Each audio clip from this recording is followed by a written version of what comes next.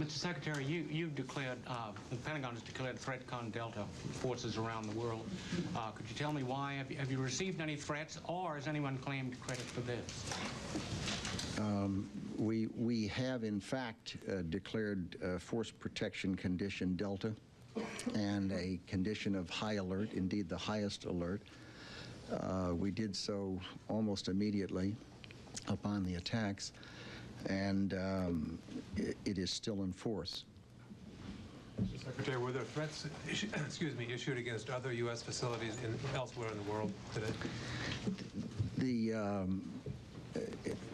I don't know that there's a day that's gone by since I've been in this job that there haven't been threats somewhere in the world to some facility somewhere.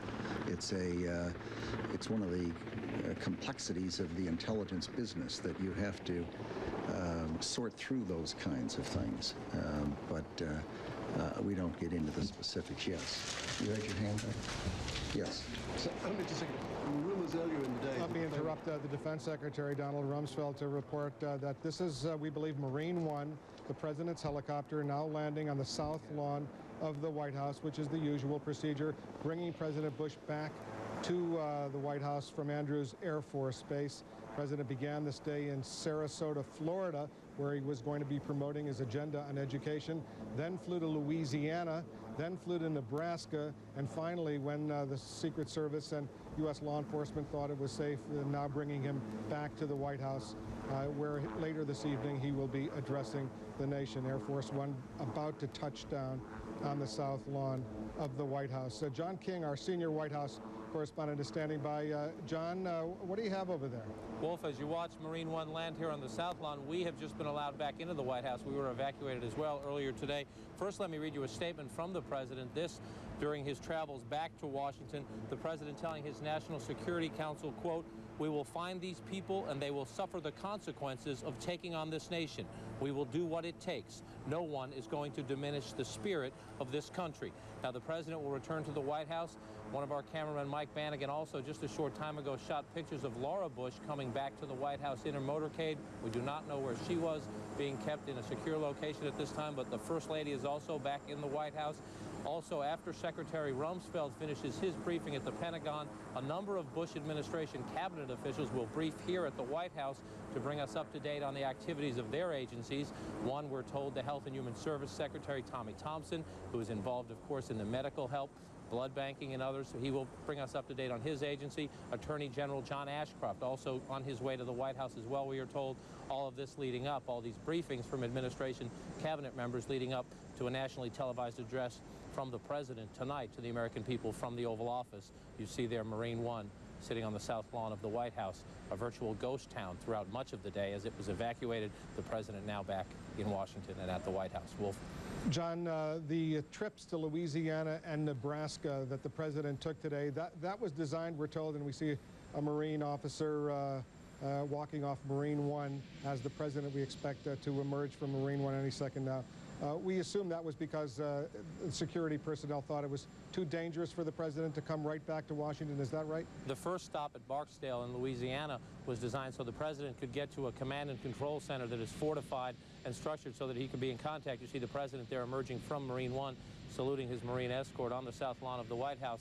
The direction he turned, it appears he is heading straight into the Oval Office. Had he gone straight, that is the path into the White House residence. The President turning left, indicating he will go straight into his office, the Oval Office. The President saying nothing as he walks by there. The first stop was to get him to a command and control facility so that he could have secure conversations with the Vice President, who is here at the White House, and with the National Security Council. At that point, we had been led to believe by some sources the President would come directly back to Washington. Then they took him to the headquarters of the Strategic Air Command for another briefing with the National Security Council amid some concerns that they wanted to run a few more security checks before bringing the President back to Washington. Obviously, one of the heinous acts we saw today on the Pentagon just a few miles away. So an enormous amount of security concerns. Even as we speak here on the grounds of the White House, you see the President here heading up into the path, being greeted by more agents and his senior staff into the Oval Office. Wolf. And as he goes into the Oval Office in the West Wing of the White House, once again, John, for some of our viewers who may just be tuning in right now, read to us the statement that the president has just released? This is a statement from the president. This is a statement, we are told by pool reporters, that he gave to his National Security Council, quoting the president, quote, "We will find these people and they will suffer the consequences of taking on this nation. We will do what it takes. No one is going to diminish the spirit of this country." We expect a statement very much like that to be included in the nationally televised address the president delivers to the American people tonight. He is meeting right now in the Oval Office with senior advisors to be brought up to date on the latest casualty figures, the latest information the federal government has on just what took place. The administration has also taken one of the steps, Wolf, that seems routine in some ways. Again, a reminder of the tragedy of this day, though issuing a statement just a short time ago declaring the state of New York a major disaster area.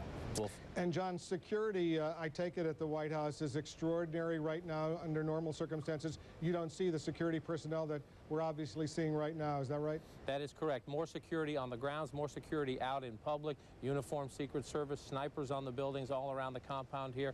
Remember, this compound, the president was not here at the time, but the vice president was evacuated this morning when all of this was taking place, when the threat on the Pentagon was taking place. Now they're just now letting people back in. We are, I believe, the first reporters to broadcast live from here. Others just getting into the compound now. The security all day long. We were just across the street watching the dogs, the bomb-sniffing dogs out on the compound. Agents at one point patrolling across the street in Lafayette Park with automatic rifles. That an extraordinary scene. We occasionally have bomb scares here. There are occasionally other threats, security threats that cause high level of alerts. Nothing in my 4+ years on this beat, nothing at all like this today. Wolf. Okay, John King, we'll be back to you. Stand by. Meanwhile, let's go back to Bill Hemmer in Atlanta. Bill? Well, thank you, and to our viewers who are just joining us possibly at this time, what has been a very long, already long and horrendous day in the U.S. We're going to quickly recap the developments of this day. It began with a series of coordinated terrorist attacks against the U.S. Then at the top of this hour, less than 60 minutes ago, explosions were seen in Kabul. That's the capital city in Afghanistan. However, reporters traveling with the president and the White House also tells us these explosions are not part of a U.S. strike against the country. Afghanistan's Taliban has been harboring fugitive terrorist Osama bin Laden. U.S. intelligence officials have told CNN there are good indications that persons linked to Osama bin Laden may be responsible for today's terrorist attacks in the U.S. However, that is far from confirmed at this point. Both towers of New York's World Trade Center and a section of the Pentagon have been destroyed. At this time, Nick Robertson by video phone joins us from, again, Kabul, the capital city of Afghanistan. Nick, what do you have for us at this point? Well, Bill, we can confirm that the Northern Alliance, that's the alliance of fighters fighting the Taliban, who hold the last 5% of the country in the northeast of Afghanistan that the Taliban have yet to conquer.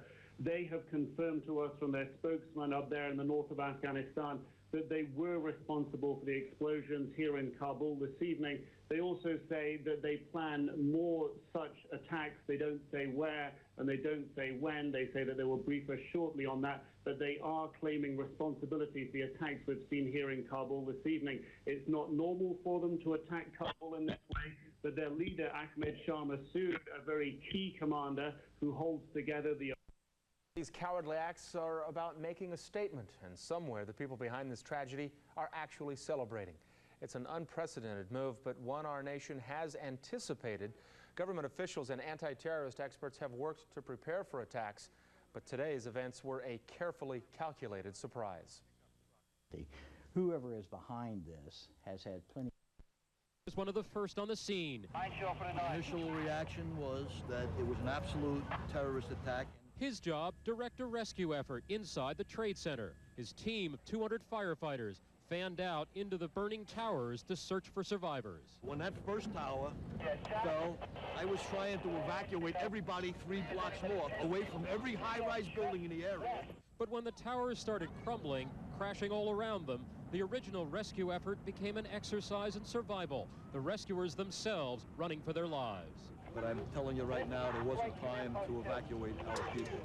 Most of those that did make it out of the Trade Center covered in debris, ghostly figures coughing and vomiting from the smoke and dust. It was the most horrific scene I've ever seen in my whole life.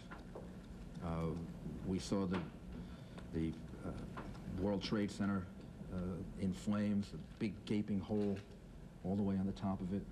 We could see people jumping from the top of the building. At midday, the financial district of Lower Manhattan looks like a war zone. With no idea if another attack is imminent, hundreds of companies throughout New York send their workers home. Bridges and tunnels across the Hudson River are closed. Mass transit shut down. There are over 1,000 rescue workers, probably about 2,000 that are deployed, trying to get into the buildings, trying to find people, trying to search for people. The governor and I spoke a couple of hours ago. Realizing this nation is at war. Bob Schieffer in Washington. This nation at war, a war of terrorism, a war fought in the shadows and then with bursts into the open, as was the case today. Joining us now from our CBS News Washington Bureau is the former Secretary of State for the United States of America, Madeleine Albright. Madam Secretary, thanks for being with us. How surprised are you about this attack today? Well, we're all appalled, and as I watch all these pictures, Dan, we've all seen them all day long, and they are surreal. And watching the buildings come down and the attacks on Washington has been the nightmare scenario that people have feared for so long. I have to say, Dan, I ache for America tonight.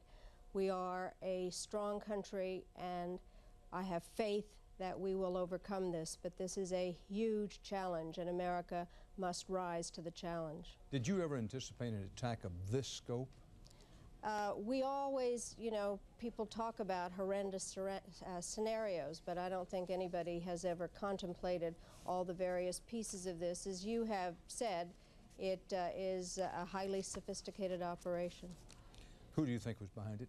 I'm not going to speculate on that. You've been very careful in the coverage that I've seen, and I know that there are some reports that you are presenting, or your people, that it's Osama bin Laden. I think it's very important for us to get all the facts straight and investigate it and be sure.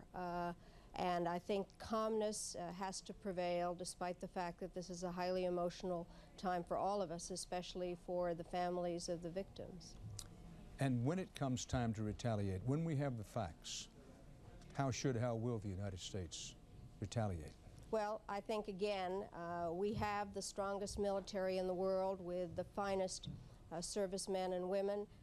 We have said in the past that we would retaliate at a time and place of our own choosing. I have complete faith in the military of the United States and in the leadership of America, and we all stand united. This is the ultimate evil. And I think that what is so essential is that the world leaders have already made their statements very clear in support of the United States. This is one of those horrendous events that actually may become a truly unifying factor in trying to deal with this ultimate evil. Madam Secretary, to those who say, look, this is a direct result, perhaps unavoidable, but a direct result of the United States being so involved in the Middle East, you say what? I say for only those who do not believe in democracy and human rights can a statement like that be made, because the United States has stood tall, has tried to deal with the horrendous problems, has done it in an honest way, and I am proud of American policies. Madam Secretary, ride with me here for just a moment, because word from the White House is that President Bush is going to speak to the American people tonight before what has already been announced. It was previously announced he'd be speaking at 9 o'clock tonight Eastern Time, 8 Central, 6 on the far Pacific coast. President Bush, now inside the White House, is moving up that time schedule. We don't know exactly when he's going to speak, but we are told that he will be speaking before 9 o'clock Eastern Time. So you may want to stay here with us to hear what the President says to the nation in his first major address. He's spoken to the country twice today, but both times shortly, brief remarks in Florida, then somewhat expanded remarks on videotape in Shreveport, Louisiana. But very soon, we're told, possibly soon, I should rephrase that, certainly before 9 o'clock, we're now advised the President's going to be talking. Now back to our conversation with the former Secretary of State for the United States, Madeleine Albright, and thank you for understanding about that, Madam Secretary. Madam Secretary, when you were in the inner councils of the Clinton administration, and it was decided to strike back at Osama bin Laden after the bombings of our embassies in East Africa, any second thoughts about the sending of those cruise missiles? No second thoughts. We based our decision on facts that we had. As the upper floors of the Trade Center towers burned, inside, employees scrambled to escape. On the 82nd floor, and I don't know where my peers are. I don't know. I hope to God they're okay. And so I can say, I don't know what. We saw a shadow, it looked like a plane. Next thing we know, it was boom, boom, and the floor started shaking. And then we saw debris fall down, and next thing we know, we had to get out of the building. We stuck on the stairs for a while. We finally got down to the lobby. Then we get to the lobby, it was this big explosion. As soon as it got hit, I was thrown to a window.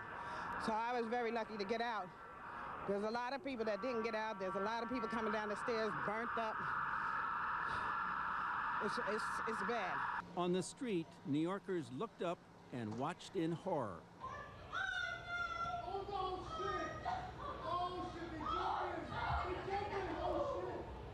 And then we saw the people jumping. We saw what we thought was debris, and we realized it was people jumping. I started seeing people just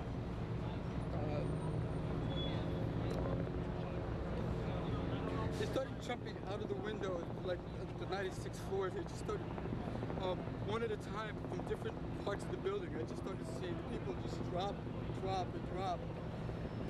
And I must have counted like 30 or 40 people, you know. Rescue workers raced to the scene, but then, some 90 minutes after the attack, Oh my God, there it goes! Get out of here!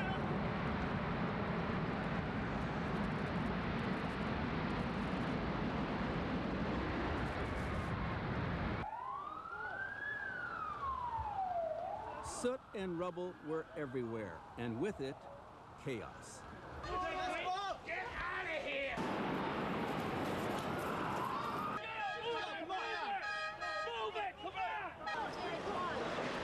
What scared me the most was the panic, and people were running, and you just saw this great big cloud of dust just coming from the center of the building and mushrooming out towards the river.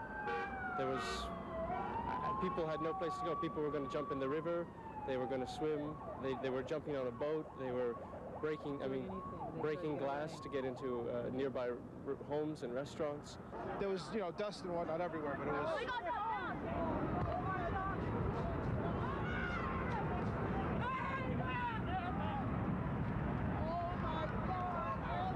The second building has just come down. You okay, officer? Firefighters and police officers found themselves momentarily helpless. Trained to save others, they suddenly had to save themselves.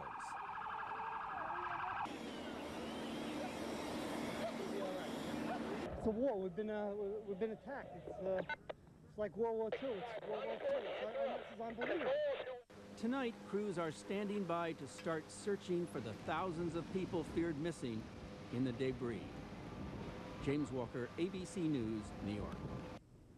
Well, you hear fire. Nobody is accustomed to tragedy to a greater extent than firefighters, and you hear a firefighter there describing it as World War II. I want to go back and reach into our earlier coverage today for a couple of things. But first, I know that most of the people at ABC News bureaus around the country are out covering the story. Any of them who we can get to come in and give us some sense of the mood of the country as a whole at the moment would be very much appreciated, even if they call in on the telephone. A little earlier today, ABC's Lynn Scher put together a package for us in which we asked someone to take the radar monitoring that the Federal Aviation Administration does of the entire country in components all the way across the country, of this one particular aircraft that they were able to track from Boston, maneuvering in such a way that it became clear to them at a horrifying moment that this was an aircraft not following its flight plan, that was headed to New York City. And if you put that together with the sense that some people got from the aircraft that there was something going on board these aircraft, simply horrified everybody in the law enforcement establishment, not to mention the two airlines, American and United, are involved. And Charlie Gibson and I have just momentarily been talking about this. Have we got this video available? Can we just move this video up and we'll listen first to the man who tracked this one aircraft. Remember, there were two. Tracked this one aircraft as it was headed towards New York City. Plane plane took off about 8 o'clock out of Logan in Boston on its way to Los Angeles, climbed to 29,000 feet and cruising at about 450 knots. About that time, 8:28, the flight took an immediate hard left turn due south. The speed initially decreased by over 100 miles an hour and then increased to over 500. And then as it approached the New York area, it slowed to all the way down to about 300 knots. So and then tragically it impacted in the World Trade Center. American 11 was indeed the first flight, we have confirmed that, of the two. But as ABC's Charlie Gibson points out in this conversation with me just a moment, Charlie, there were 2 rogue aircraft who were out of flight pattern. Well, Peter, the 2 airplanes that hit the 2 twin towers of the World Trade Center were both out of Boston.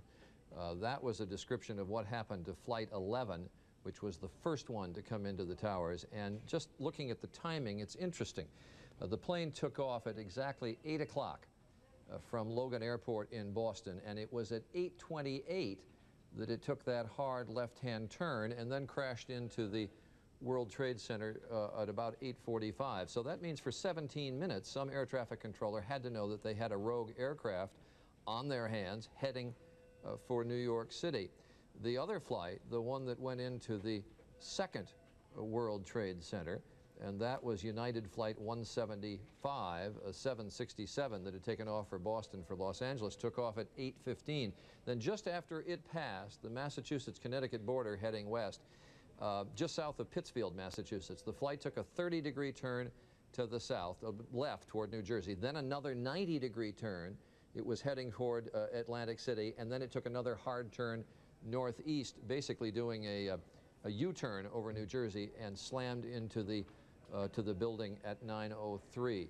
So again, for a considerable period of time, the air traffic controllers had to know that they had not 1 but 2 rogue aircrafts heading for New York. Thanks, Charlie, very much. Now we want to go to Washington. I think it's Washington because the Attorney General, John Ashcroft, is about to make a public appearance in the White House press room with the man, of course, responsible for the Federal Bureau of Investigation. Today, America has experienced one of the greatest tragedies ever witnessed on our soil. These heinous acts of violence are an assault on the security of our nation. They are an assault on the security and the freedom of every American citizen. We will not tolerate such acts. We will expend every effort and devote all the necessary resources to bring the people responsible for these acts, these crimes, to justice. Now is the time for us to come together as a nation to offer our support, our prayers for victims and for their families, for the rescue workers, for law enforcement officials, for every one of us that has been changed forever by this horrible tragedy. The following is a summary of the known facts surrounding today's incidents. American Airlines Flight 11 departed Boston for Los Angeles, hijacked by suspects armed with knives. This plane crashed into the World Trade Center. United Airlines Flight 175 departed Boston for Los Angeles, was hijacked and crashed into the World Trade Center. American Airlines Flight 77 departed Washington Dulles for Los Angeles, was hijacked and crashed into the Pentagon. United Airlines Flight 93 departed Newark for San Francisco, was hijacked and crashed in Shanksville, Pennsylvania. Crime scenes have been established by the federal authorities in New York, in Washington, D.C. area, in Pittsburgh, in Boston, and in Newark. The full resources of the Department of Justice, including the Federal Bureau of Investigation, the Immigration and Naturalization Service, the U.S. Attorney's offices, the U.S. Marshals Service, the Bureau of Prisons, the Drug Enforcement Administration, and the Office of Justice Programs are being deployed to investigate these crimes and to assist survivors and victim families. Thousands of FBI agents in all of the field offices across the country and in the international Legat offices, assisted by personnel from other Department of Justice agencies, are cooperating in this investigation. The FBI has established a website where people can report any information about these crimes. That address is www.ifccfbi.gov. That address again, www.ifccfbi.gov. Individuals can report any information they know about these crimes to that website. It takes courage for individuals to come forward in situations like this, and I urge anyone with information that may be useful and helpful to authorities to use this opportunity. The Office of Victims of Crime has established a toll-free 800 number for family and friends of victims. They can call 800-331-0075 to leave contact information for a future time when more information is available, to find out information about a victim, or to find out information about the rights of victims and the services available to victim survivors and victim families. The determination of these terrorists will not deter the determination of the American people. We are survivors, and freedom is a survivor. A free American people will not be intimidated, nor will we be defeated. We will find the people responsible for these cowardly acts, and justice will be done. Tommy. On Ashcroft. And this is Tommy Thompson, Every the single Secretary of Health American and Human Services. Lost something today. And every one of us at this time expresses our deepest sympathy to the victims of today's tragedies and their families. It is now our mission to begin the healing from this tragedy. From the moment that we learned of these attacks, the Department of Health and Human Services has begun readying teams and resources to be sent to New York City and the Washington area to meet any needs of state and local officials. So far, we have sent 4 disaster medical teams to New York City and 3 of these disaster medical teams to the Washington, Northern Virginia, Baltimore area. These medical teams each consist of about 35 physicians, nurses, and emergency medical technicians. They are all trained to deal with traumatic injuries and other emergency needs. We've also sent 4 disaster mortuary operational response teams to New York and 3 to the greater Washington area. We're also in the process of shipping a great deal of emergency medical supplies to New York City with the help of the Centers for Disease Control. In short, we're making the full force of the Department of Health and Human Services, both its resources and medical expertise available to the areas that need our assistance. We've also this afternoon activated the United States Public Health Service Commission Corps, which consists of approximately 6,000 health professionals. We also are giving backup assistance to the 500-bed ship Comfort from the United States Navy. Americans all over are calling up and asking what they can do. The best thing they can do is respond to this great call by volunteering to give blood. We need Americans to continue to answer that call. No matter where you live, please do your civic duty and assist us by donating blood. It is our primary job is to make sure Americans harmed by this tragedy get the help that they need. We will remain in constant contact with the governors, the mayors, public health officials, and other local officials to make sure that all their needs are being met. It is a sad day, but America and all of its citizens certainly share tonight in the grief that it's been caused. And as the President and everybody in his administration have said, we, the government, will continue to operate and continue to provide the services to all Americans. Well, it is important for the country. This is, let's just come away from the White House for just a moment, for a second now, and just inadvertently, we get from, it's so important at this point to hear from the representatives of government. Here are the leaders of the Senate and the House of Representatives together. The Speaker of the House in the middle, Dennis Hastert, Tom Daschle, the Senate leader, to his left. At a time like this, no words that we should utter today or this evening can help the hearts and souls and feelings of the victims and the families that were a part of this great tragedy that happened in this country today. Our prayers and thoughts and words of consolation goes out to all those who have suffered. But one thing that happens here in this place is when American suffers and when people perpetrate acts against this country, we as a Congress and as a government stand united. And we... Let's go inside the Roastery Coffee House in St.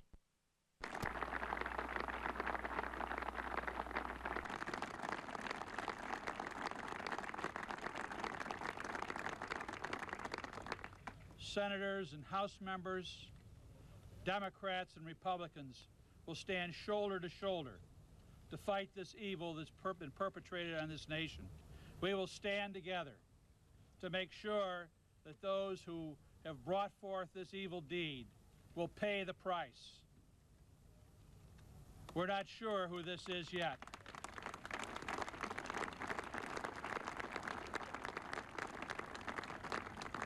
But we have our suspicions. And when that is justified and when those suspicions are justified, we will act. We will stand with the President, we will stand with this government, and we will stand as Americans together through this time. Thank you.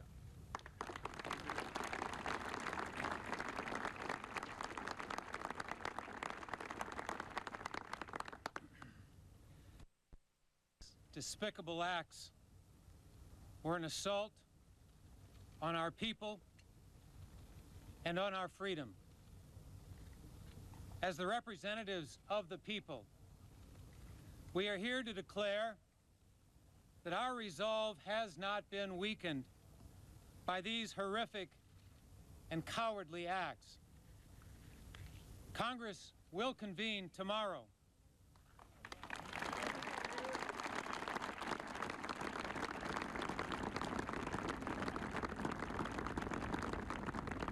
And we will speak with one voice to condemn these attacks, to comfort the victims and their families, to commit our full support to the effort to bring those responsible to justice. We, Republicans and Democrats, House and Senate, stand strongly united behind the President and will work together to ensure that the full resources of the government are brought to bear in these efforts. Our heartfelt thoughts and our fervent prayers are with the injured and the families of those who have been lost.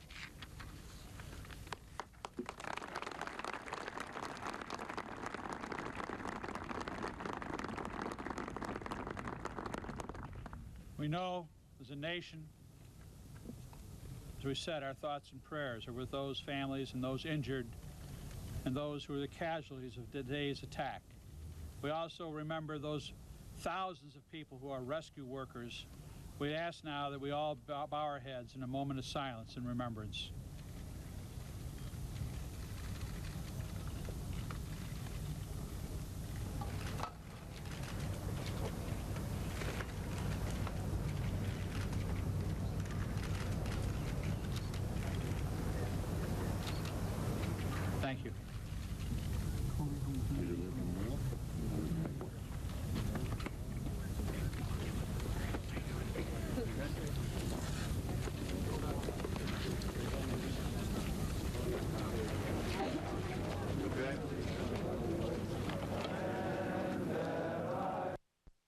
as you might imagine, it's a very trying and difficult day for her.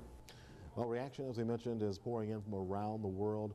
Reaction, condemnation, not only condemnation from our allies, but also condemnation from Yasser Arafat.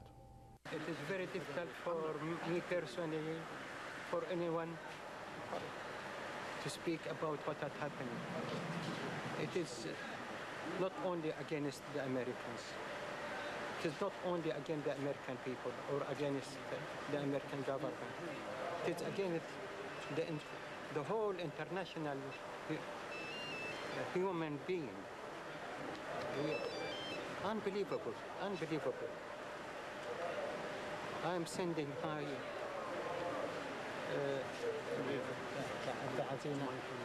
my condolences for President Bush, for his government, for his American people, for this unbelievable disaster what happened.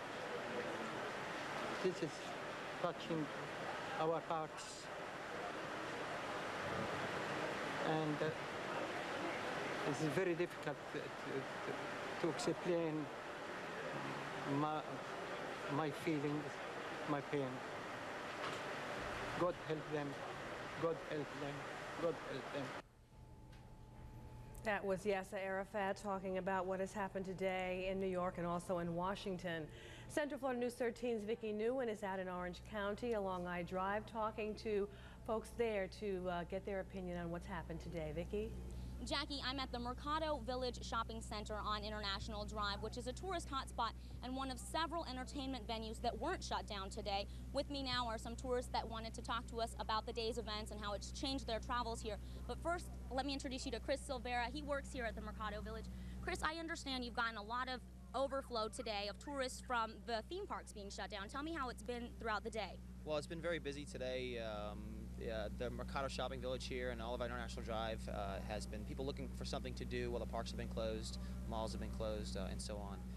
People having a lot of questions, a lot of things not answered for them, but even shops here some have closed this evening.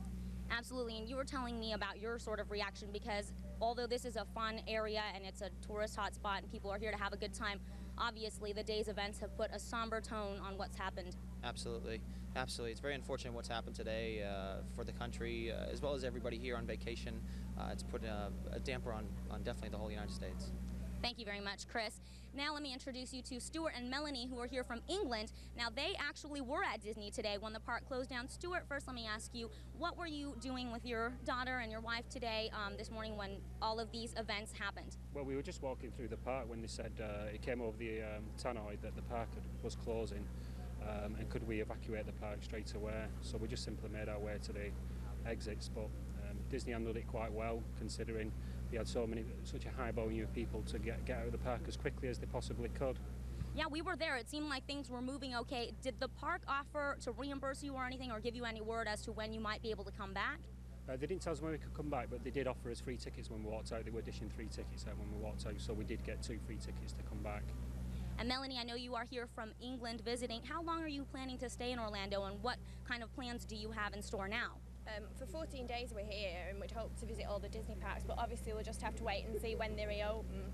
To lose 1 day is enough, but hopefully it won't be too long, and they'll reopen things tomorrow and things will go back to normal.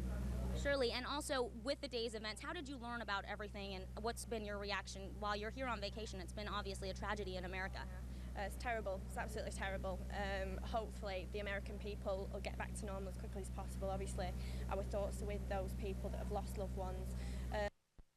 And last night, I'm not really trying to speculate here, but after each one of these, there were clues. There were tidbits of information that when pieced together after the fact could have given us this early warning that we need.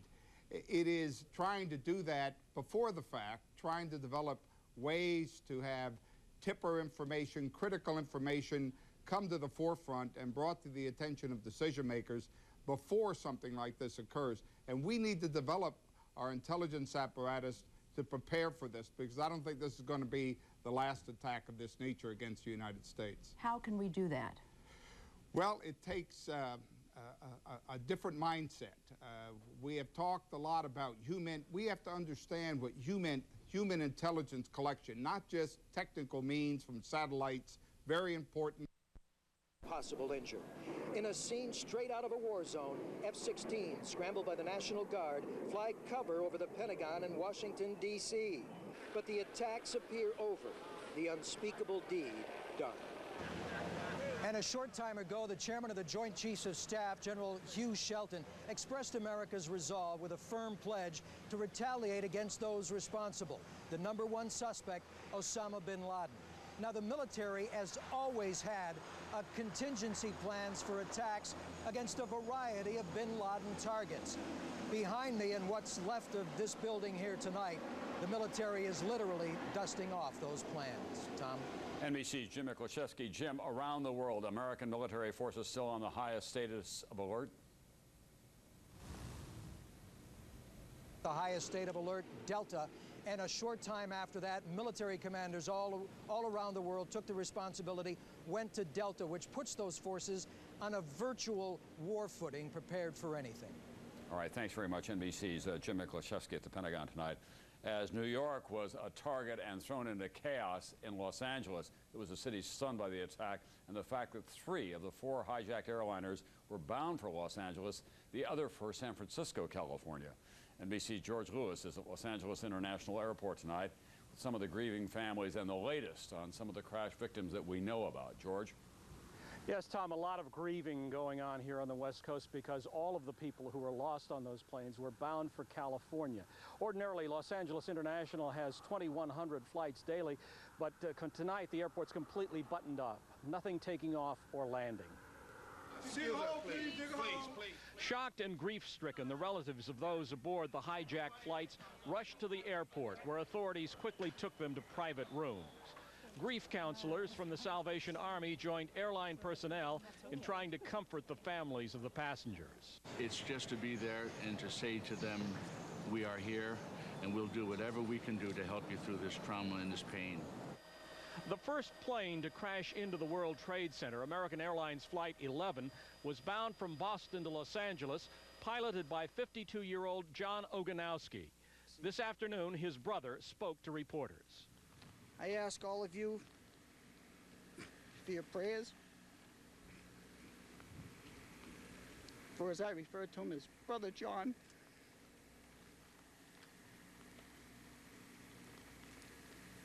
And I ask you to also pray for our whole country today.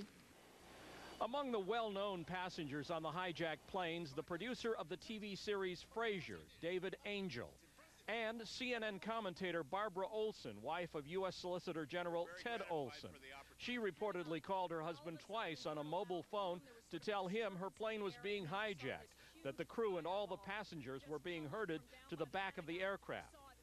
And on United Flight 93 from Washington to San Francisco, one of the flight attendants, Cece Myers, also used a cell phone to report that hijacking to her husband, a policeman in Fort Myers, Florida. By midday in Los Angeles, FBI personnel were swarming over the airport checking for possible bombs, but none were found. As a precaution, police and the FBI ordered the airport evacuated. We're evacuating all terminals and we're stopping traffic all over. An eerie scene at Los Angeles International tonight, the airport completely empty. And why were all of the hijacked planes California bound? One theory is that the hijackers deliberately chose planes that would have been fully loaded with fuel for a transcontinental flight. Tom? Thanks very much, NBC's George Lewis tonight. Now let's go to the reaction around the rest of the country. This day of terror rippling from coast to coast. NBC's Jim Avila is at the Sears Tower in downtown Chicago. Jim? Tom, Chicago's skyline intact but virtually empty tonight as America's skyscrapers were evacuated through most of the day today. That includes Chicago's Sears Tower, the Arco Towers in Los Angeles, the Bank of America in San Francisco, all waiting for the all clear. The nation's landmarks, America's gathering spots, today abandoned as potential terrorist targets, from the Seattle Space Needle and LA City Hall in the west, to Disney World in the southeast, to the world's biggest shopping mall, the Mall of America in Minneapolis, closed. And of course, at the country's tallest building, Sears Tower, and Michigan Avenue in the Midwest, the symbols of American life frozen in fear. It's scary. Is going to have to be involved in whatever appropriate responses are recommended. In fact, I think this is probably the best course. At the same time, we will have to cooperate as closely as we can with the Americans to try and make sure that any possible de miles de personas. Si bien es cierto, sí se pudo evacuar a decenas de ellos. Kind of observing what the government is doing. The government is asking for help. If you have any information, they're asking you to contact their website at ifccfbi.gov, G-O-V. That, again, is ifcc. Americans, they will have to endure what many Europeans have been enduring now for several years, given the terrorist operations unfolding there and other parts of the world. It's going to cause a reaction, as you well can understand, from the American public. Now what it is you have, and we'll come back to the mood of Chicago in just a moment, but there was another incident involving a plane today. That's right, Peter. They didn't know it at the time, but the pilot and all of the passengers aboard TWA flight number 3, bound from New York's John F. Kennedy Airport to St. Louis, came perilously close to one of those planes that crashed into the World Trade Center. So close that New York Air Control told a TWA jet to take evasive action to avoid a collision. You dodged one of the aircraft that hit the tower? Well, he was up there whenever we were coming from New York, so what we had to do was, they were not talking to him, and he was changing his heading and his altitude, so they just cleared us to deviate however we had to stay away from him. It was right after they had taken off, and the passengers were horrified. I thought we were going to crash. I thought the plane was going to crash, because when we took off, the plane kind of went down and came back up, it was kind of shaking, and it wasn't your normal taking off routine. And then you could just see like a plane that just kind of bypassed us really close, and I said maybe it was just a mere miss. We had him in sight, so it was a nice day in New York. We were out of the clouds, which helped a lot, so we just, dodged him. As the TWA jet ascended, others aboard said they could see a terrible sight below. Then when we got really high up, my brother's a fireman, and so I said, doesn't it look like the Trade Center's on fire? And he says, yeah, it does. It looks like a big fire.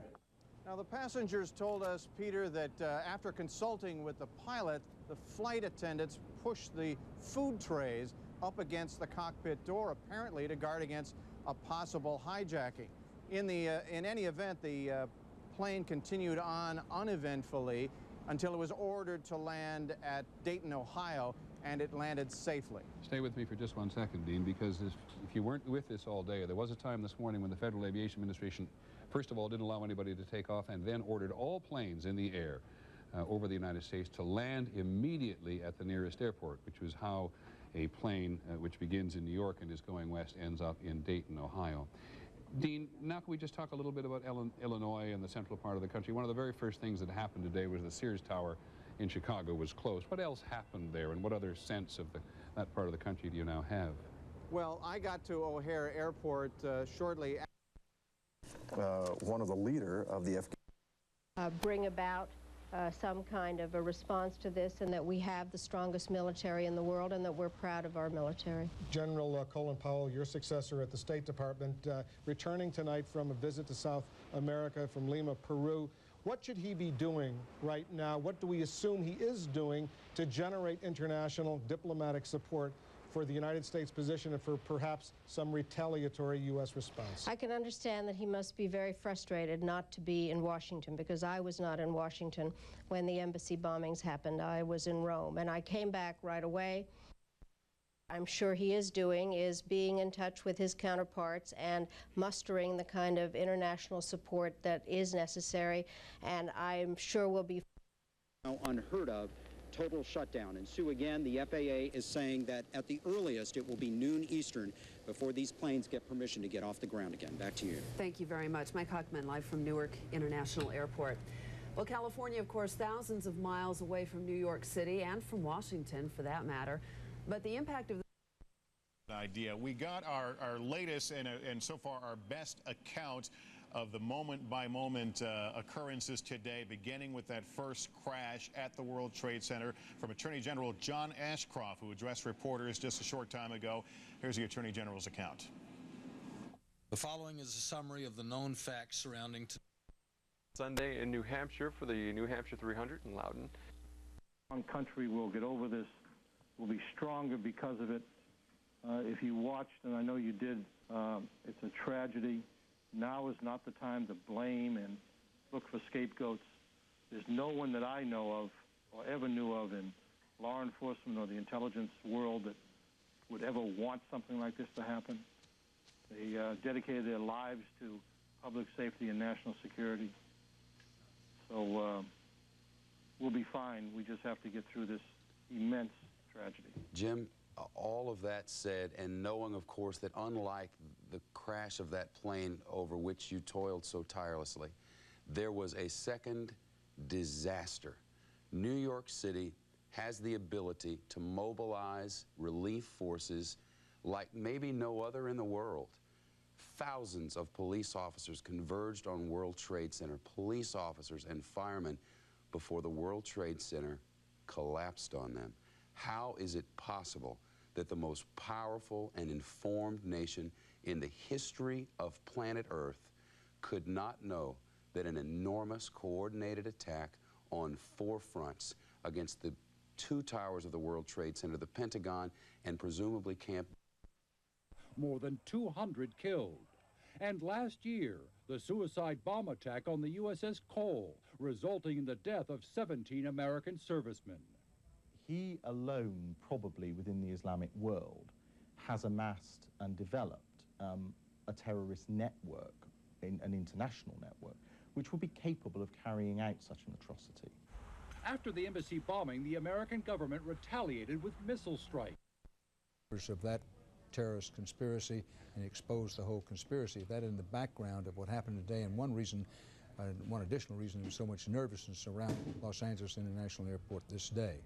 Now, Jim Axelrod, CBS News correspondent who's been on this story since the very beginning this morning, has a rooftop view of what's happening tonight and some additional information. Jim? Dan, less than 4 miles behind me is where the Twin Towers stood this morning, but not to center buildings. Also Dateline, Washington.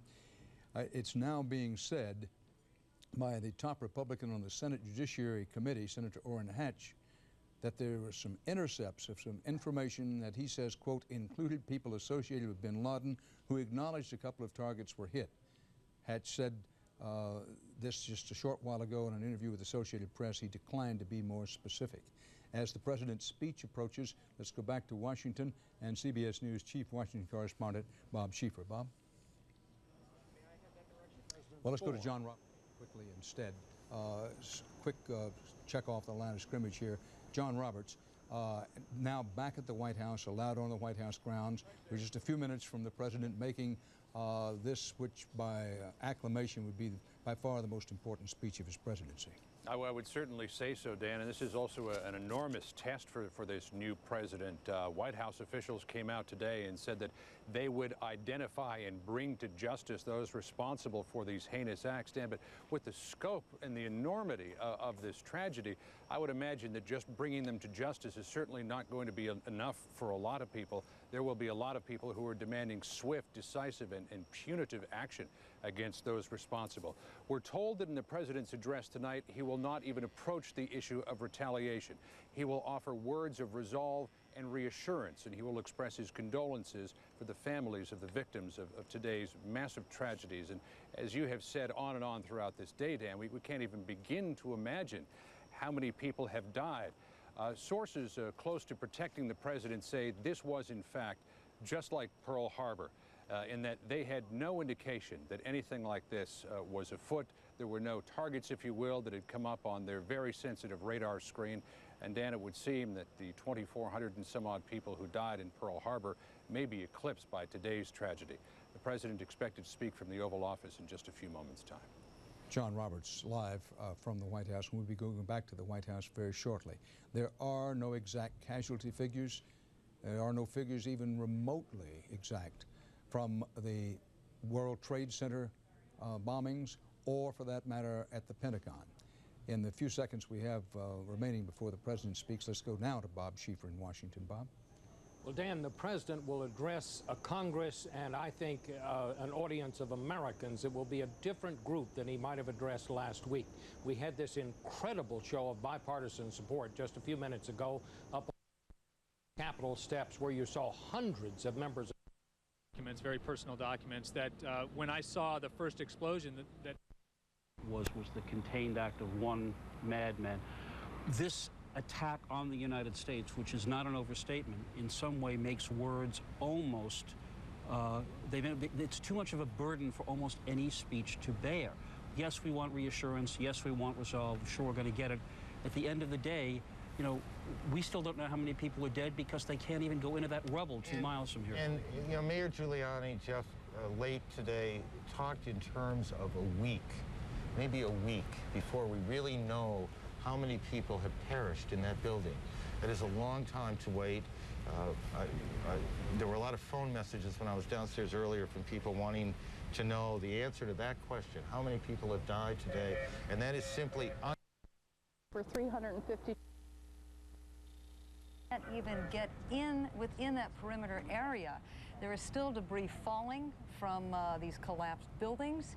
And by darkness and the fact that all the machinery necessary is not on hand, the West Side Highway on Manhattan's west side, which goes all the way from the George Washington Bridge to Lower Manhattan, now loaded, according to our correspondents, with lights and sirens, ambulances by the hundreds, literally, waiting to go to Lower Manhattan.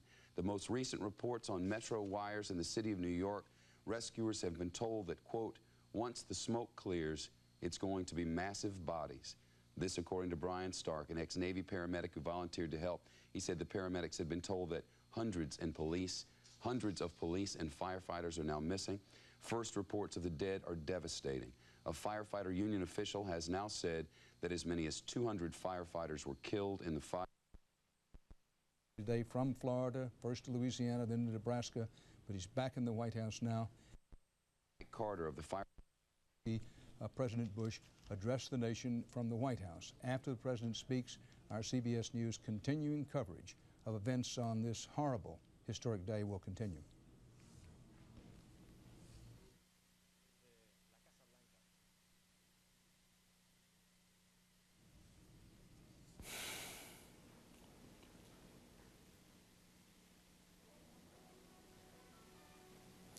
Good evening. Today, our fellow citizens, our way of life, our very freedom came under attack in a series of deliberate and deadly terrorist acts. The victims were in airplanes or in their offices, secretaries, businessmen and women, military and federal workers, moms and dads, friends and neighbors. Thousands of lives were suddenly ended by evil, despicable acts of terror. The pictures of airplanes flying into buildings, fires burning, huge structures collapsing, have filled us with disbelief, terrible sadness, and a quiet, unyielding anger. These acts of mass murder were intended to frighten our nation into chaos and retreat. But they have failed. Our country is strong. A great people has been moved to defend a great nation. Terrorist attacks can shake the foundations of our biggest buildings, but they cannot touch the foundation of America. These acts shattered steel, but they cannot dent the steel of American resolve. America was targeted for attack because we're the brightest beacon for freedom and opportunity in the world, and no one will keep that light from shining. Today, our nation saw evil, the very worst of human nature, and we responded with the best of America, with the daring of our rescue workers, with the caring for strangers and neighbors who came to give blood and help in any way they could. Immediately following the first attack, I implemented our government's emergency response plans. Our military is powerful, and it's prepared. Our emergency teams are working in New York City and Washington, D.C. to help with local rescue efforts. Our first priority is to get help to those who have been injured and to take every precaution to protect our citizens at home and around the world from further attacks. The functions of our government continue without interruption. Federal agencies in Washington, which had to be evacuated today, are reopening for essential personnel tonight and will be open for business tomorrow. Our financial institutions remain strong, and the American economy will be open for business as well. The search is underway for those who are behind these evil acts. I've directed the full resources of our intelligence and law enforcement communities to find those responsible and to bring them to justice. We will make no distinction between the terrorists who committed these acts and those who harbor them. I appreciate so very much the members of Congress who have joined me in strongly condemning these attacks. And on behalf of the American people, I thank the many world leaders who have called to offer their condolences and assistance. America and our friends and allies join with all those who want peace and security in the world, and we stand together to win the war against terrorism. Tonight I ask for your prayers for all those who grieve, for the children whose worlds have been shattered, for all whose sense of safety and security has been threatened. And I pray they will be comforted by a power greater than any of us, spoken through the ages in Psalm 23. Even though I walk through the valley of the shadow of death, I fear no evil, for you are with me. This is a day when all Americans from every walk of life unite in our resolve for justice and peace. America has stood down enemies before, and we will do so this time. None of us will ever forget this day, yet we go forward to defend freedom and all that is good and just in our world.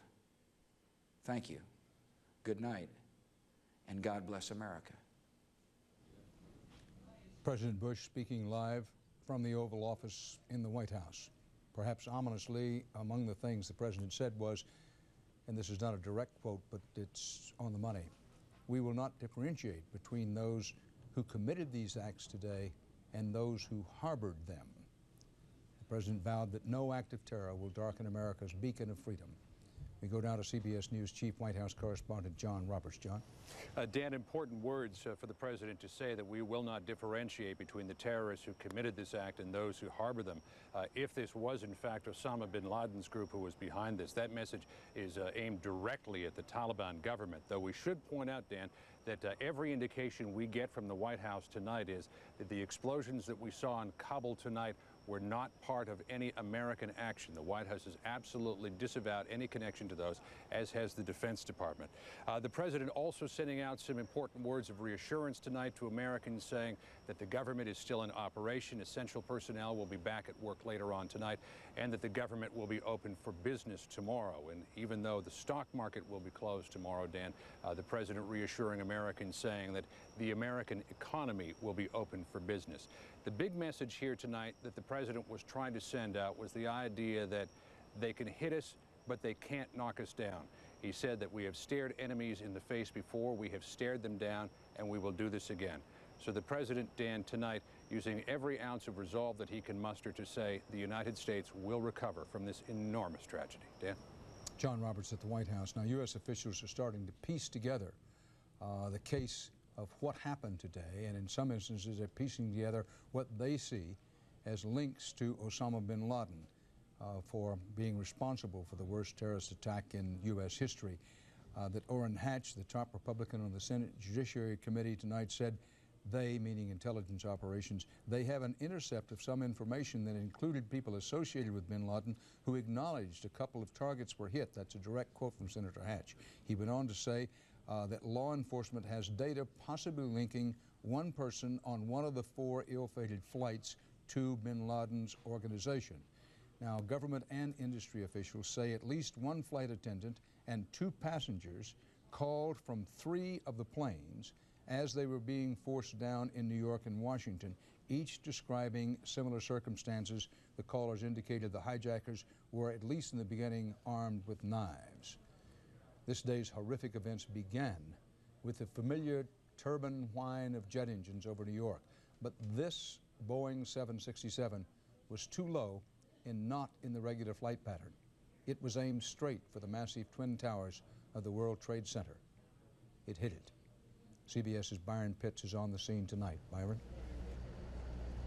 Well, Dan, a few moments ago, a producer for 60 Minutes just walked back from the crime scene and said she counted only 4 floors left, 4 stories left of one of the 110-story towers. At this hour, rescue teams are still waiting, still hoping, still praying they will find survivors alive. Without exaggeration, Ground Zero looks like a battlefield. 8:48 a.m., mayhem in Manhattan. We saw a plane coming very low, and everyone said, wow, that plane is very, very low. Come on, guys, keep moving. I was walking to work, and all of a sudden, I see a jet crash into the first tower. An American Airlines flight loaded with 92 people crashes head-on into the North Tower of the World Trade Center. And then we heard the crash, we ran to the window. Into the building, it went into the Trade Center. We hit the Trade Center, we saw the shrapnel fall, and then we said, get out. And minutes later. Oh, there's another one. Another plane just hit. Right, oh my God, another plane has just hit. I heard a roar, and I looked around thinking that it had to be a helicopter, and I looked up and I saw the second plane hit. What's the other jet doing? A second commercial plane, a United Airlines jet, also hijacked, carrying 65 people, plows into the South Tower. First one we thought was an accident. When we heard there was a second one, we definitely thought it was terrorism. On the ground, witnesses could not believe their eyes. 70 stories up with the building burning, reason gave way to desperation. New York's bravest never had a chance. We really never even got to that close to the building. An explosion blew and it knocked everybody over. Less than an hour later, the South Tower came crumbling down. It collapsed. The top floors collapsed down. I saw it blow and then ran like hell. Thank God. I'm 69, but I can still run. But it was far from over. Tower 2 collapsed into Tower 1. Within minutes after that, we were ordered out. When the dust settled, signs of life started to emerge. Chaos. It's just chaos out here. It really is. So the Twin Towers fall. It's amazing. It's crazy. Can't believe this shit is happening. I really can't. It's nightmares. Armageddon right here. This was the worst act of terrorism on U.S. soil, but not the first attack on the World Trade Center. 8 years ago, terrorists set off bombs in the basement in an effort to take down the 2 towers. They failed. Today, mission accomplished. I tell you what, it's a sad day for America, it really is. By 2 o'clock this afternoon, firefighters and police officers and paramedics by the hundreds stood by, many of them feeling helpless. There was nothing they could do at this point because the building was still unsecured. Our main priority is to get in, do a search and rescue, look for survivors, and then clean up what's left. And we can't do that until the building is deemed safe. Ankle deep in debris and despair, rescue workers waited. Some had relatives of their own inside. One police officer told me her sister worked here on the 40th floor, due in at 9 a.m. She was always early, she said. Always. A sign on a paramedic's van spoke volumes. We know we have some of the major brass of our department missing. We're trying to find them, too. New York Port Authority Police Chief William Hall choked back tears. For him, this was no longer just work. On a personal level, because I know that these are all your men and it's a business, but I'm sure that a lot of these guys are your friends. How you helping out? It's not a business now, it's personal now. Sir? It's personal now. We have to get them. Back live, we have had little relief here. Take a look at this. Hours ago, World Trade Center building number 7 collapsed, a 42-story building that crumbled hours after the initial devastation. It was the one calamity here that was not a surprise. Police had evacuated the area earlier, fearful building number 7 would indeed fall down. Minutes after the second tower collapsed, we met a firefighter named Tim McGee, a New York City firefighter. He was covered in soot from the top of his helmet to the bottom of his feet. He was crying. He told me that he had lost all of his men when the building collapsed. He asked us to reach his wife, Maria, tell her that he was okay, that he had survived. Quote, tell her, I love her. Dan. Byron Pitts in Lower Manhattan. Mind you that the World Trade Center complex has 7 buildings. So the Twin Towers went down, they're the big ones, but then the 47-story World Trade Center building number 7 collapsed. That was near the end of Byron Pitts' report. Now, building 5 in the World Trade Center complex was for many hours today described as on the brink of collapse. The state of that building at this hour is uncertain. It was long ago evacuated completely. Now about today's other terror strike at the seat and symbol of U.S. military might, the U.S. Defense Department, the Pentagon, first opened in 1943, never before directly attacked. There were 64 people aboard American Flight 77, the jetliner hijackers used to ram into the Pentagon. CBS's David Martin reports the deadly impact there. David? Dan, fires are still burning, but Pentagon officials say the flames are under control and the Pentagon will be open for business tomorrow. But Defense Secretary Rumsfeld had a grim warning that casualties will be high. People have been lifted out and taken away in ambulances, and the numbers will be calculated, and it will not be a few. The first attack ever on the Pentagon occurred at 9:38 a.m. Eastern Time. Clip this pole over here, hit another pole and slammed right into the building. Huge explosion, and then utter pandemonium, as you might imagine. I mean, everybody was screaming, oh my God. A hijacked American Airlines jet, which had just taken off from Dulles Airport, flew right up the main highway leading north into Washington and straight into the citadel of American military power. There was no doubt about it. It was American Airlines slammed right into the building, and there was no doubt about it. Whoever was piloting that plane was aiming for the Pentagon. Fearful that, like the World Trade Center, a second airliner was on its way, most of the building's 23,000 workers fled. Plane's coming in. Come on. Let's go. Come on. We're not playing around here. Let's go. F-16 fighters circled overhead looking for a second attack, but the damage had already been done. The plane had drilled a hole about a third of the way through the world's largest office building. The wounded were rushed to nearby hospitals as the fire spread and an entire section of the building collapsed, trapping many, many more inside. Arlington search and rescue personnel are just now, and it's about almost 2 o'clock, just now gaining access to portions of the building where the plane hit because the fires were too intense. One ray of hope. The Pentagon is undergoing a major renovation, and some of the offices in the path of the plane were vacant. We're trying to find out who made it out okay and account for the people that may not have made it out. When the plane hit, Defense Secretary Rumsfeld moved from his office on the other side of the building into the National Military Command Center in the basement. With smoke hanging in the air, he ordered aircraft carriers, amphibious ships, cruisers, and destroyers to New York and Washington, where they can serve as floating hospitals, help with the cleanup, and provide air defense against the possibility of more attacks. And the chairman of the Joint Chiefs made a clear threat of military retaliation. I have no intentions of discussing today what comes next, but make no mistake about it, your armed forces are ready. Right now, suspicion focuses on Osama bin Laden, and we have some new pictures of this damage done to the Pentagon by whoever these terrorists were. First, really close-up pictures of the damage.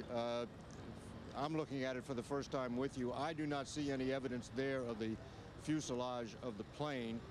Those are corridors I've walked down thousands of times, and right now they're unrecognizable. Back to you, Dan. David Martin reporting live again from the Pentagon. New York City Mayor Rudolph Giuliani has confirmed that some of the first police officers and firefighters on the scene were killed.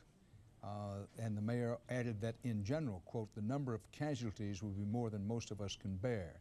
Mike Carter, vice president of the Firefighters Union here in New York City, estimates that half of the 400 firefighters who first reached the scene may, I underline that word, may be dead. I quote Mike Carter of the Firefighters Union, "We have entire companies that are just missing. We lost chiefs. We're going to have to bury a lot of people," Carter said. Roman Catholic Church Cardinal Edward Egan, who administered last rites to dozens of victims said that the firefighters and police were, quote, dead in great numbers, quote unquote, the Cardinal. Police department and union sources, speaking on condition of anonymity, said that 78 police officers were missing. However, Assistant Chief Tom Fahey said the number of known missing among police officers is not that high. The emergency medical service worker, Luis Garcia, said initial reports indicated that bodies were buried beneath the 2 feet at least, of soot on streets around the Trade Center. And Garcia said a lot of vehicles are running over bodies because bodies are all over the place. Garcia is a 15-year veteran who had 2 people die in his ambulance on the way to the hospital. That gives you some of the mood, the atmosphere, and some of the facts and eyewitness reports that surround us here in New York City tonight. Now, to punish those behind today's attacks, the U.S. must first and foremost determine who there are. There's been much speculation about that today, but so far it's all speculation. The facts are few. Osama bin Laden, the renegade Saudi Arabian millionaire who was last reported in Afghanistan, he's widely believed to be in Afghanistan, is the most frequently mentioned suspect. But as we have before, for fairness and accuracy, it's dictated that we say nobody knows who committed these crimes today. But CBS's Jim Stewart in Washington is closely following the investigation and checking his many good sources. Jim, what can you tell us? Dan, federal lawmen are apparently fanning out tonight to follow up on the first... Eerie silence prevailed for long minutes. Then they'd be punctuated by the sound of a cutting torch.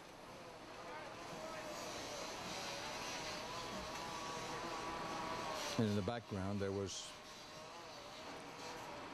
the softer sound of the rain.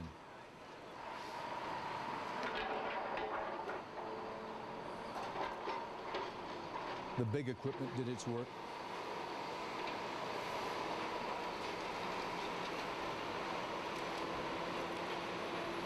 Against a backdrop of other work being done by ancient means, bucket brigades, hand to hand, as humans did it thousands of years ago. Even in the post-technological age, in the time of the information revolution, some work has to be done.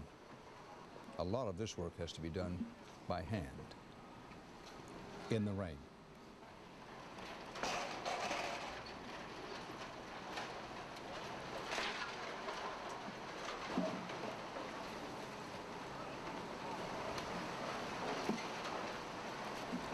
Work without joy. Somebody has to do it.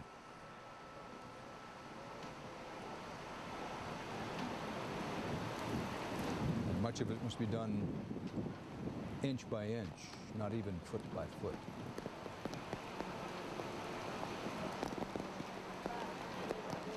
And on the rains came, all through the night and into dawn's early light. A global day of mourning began long before the sun rose on America. As CBS's Mark Phillips reports, millions around the world showed their sympathy and support for the United States. Today, the earth stood still. In London and Paris and Lisbon and Stockholm and Berlin, in cities great and small, in grand public squares, in offices and shops, in schools, everything stopped. The empathy comes not just from the shock of this week's events. They know how death and destruction can rain from the skies here. Many of their cities have been bombed, albeit in conventional wars. And many have suffered the scourge of terrorism as well, albeit on a lesser scale. They know the sacrifices in life and liberty that brings. So in places where they too have suffered recently, they stopped today as well. In Belfast, in Lockerbie. Even in Tehran, Iranians observed a silent moment before a soccer game. And amidst the broader outpouring of sympathy, poignant gestures. These are firefighters in Budapest, saluting their fallen colleagues far away. These are stockbrokers in London. Until today, the words and gestures of support around the world had been largely official and diplomatic. Today, it got personal. We're devastated. It's absolutely tragic. And the sense of tragedy wasn't the only sentiment that was being shared with Americans. Well, one's initial reaction is to just go and nail the bastards. Excuse the language. The Unity had another extraordinary expression today at St. Paul's Cathedral in London, where the Star-Spangled Banner began an emotionally charged memorial service. The Queen attended, and the great and the good of official London. But so did thousands of others, many Americans, many not. And thousands more outside jammed the streets around the cathedral. It was as close to America as you could get, especially if you couldn't get home. You feel helpless being here because you can't, and not that there's much we could do at home, but it's just difficult. With the prayers today from the Archbishop of Canterbury, a moral lesson in how to react. Yes, those responsible for such barbaric acts must be held to account. But we must be guided by higher goals than mere revenge. They prayed in their multitudes in London and in Berlin, or they prayed alone, the Pope at his retreat outside Rome. Governments paused here too. Politicians stopped their arguments from Helsinki to Brussels. The European Union's leader, Romano Prodi, summed it up. In the darkest days of history, he said, America stood close by us, and today we stand close by America. And everyone here knows what that means. Our objective will be to bring to account those who have organized, aided, abetted, and incited this act of infamy. And those that harbor or help them have a choice, either to cease their protection of our enemies or be treated as an enemy themselves. But it was the people who spoke loudest in their silence, and in Warsaw, in song. The liberties now threatened by terrorism are nowhere more appreciated than in Eastern Europe.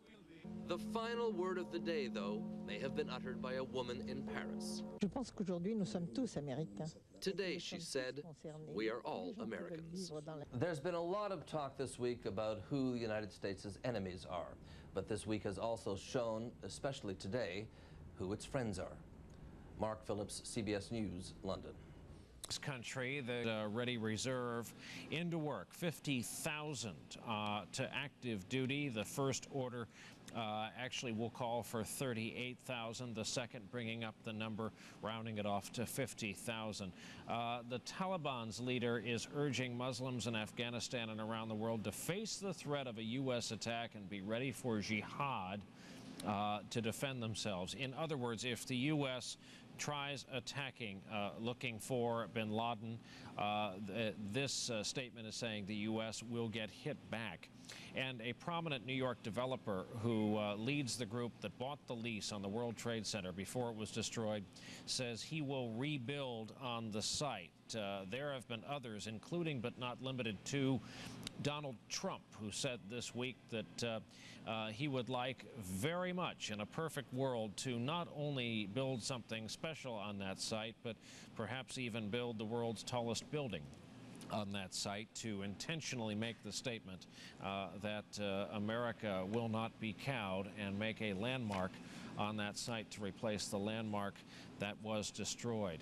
As you look at Lower Manhattan, it may come as some solace to the people here in New York that the sadness is not limited, of course, just to this area. There are expressions of sadness all over the country. And we get that story tonight from NBC's Roger O'Neill.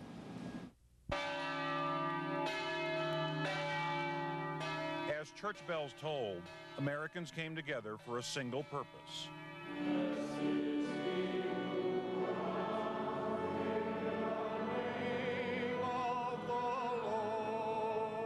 The human heart only finds God when it is humble and broken. Only God is our security and our strength. On a national day of prayer and remembrance, a Dallas street becomes a cathedral. On earth as it is in heaven. The allegiance of Muslims to America has been questioned by some, but today, all religions answered the call to prayer. The acts of terrorism allegedly done by Muslims do not reflect the teachings of Islam. Let no one say that the Muslims of America are terrorists. From a factory in California, thank you for keeping the American spirit alive, to a classroom in Los Angeles. Now have about a minute of silence. Close your eyes. The nation paused. And so too did much of the world, from Dublin, Ireland, to Berlin, and 200,000 people at the Brandenburg Gate, where a wall once divided East from West. Today, the two Germanys united with America. Those people who lost their lives as a result of the tragic events which took place in the United States. Even at Harrods department store in London, silence.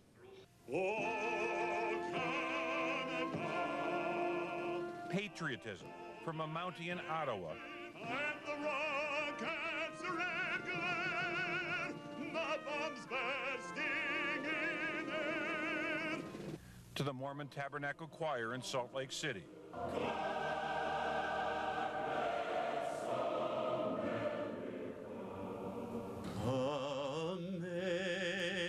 Amazing grace. In Oklahoma City, where so many tears have been shed, more today. How fitting it is that we've come to this place where 6.5 years ago, an act of terrorism sought to instill fear into our hearts. So diverse a country, but today all voices speaking as one. We are a people of faith. We are a people who stand together. We are a people who stand in solidarity and faith and grief. Church services continued throughout the day. Tonight across the country, candlelight vigils, another sign of America's resolve to beat terrorism. Roger O'Neill, NBC News, Denver. And back here in New York, this was the day the president flew in from Washington to tour the damage, see the rescue workers, and at one point spoke to all those assembled in the pit, the crater, what's left of the World Trade Center. And while being president is a tough job, you are judged constantly on standards like the oratory of FDR, the empathy of Bill Clinton. Mr. Bush today received high marks for moments like this. I can hear you, the rest of the world hears you, and the people who knocked these buildings down will hear all of us soon. And I'm also someone, however, who's got a job to do, and I intend to do it. 2 days after Authorities.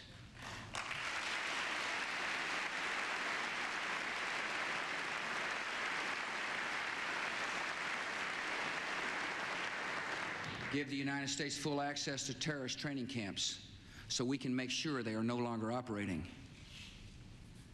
These demands are not open to negotiation or discussion.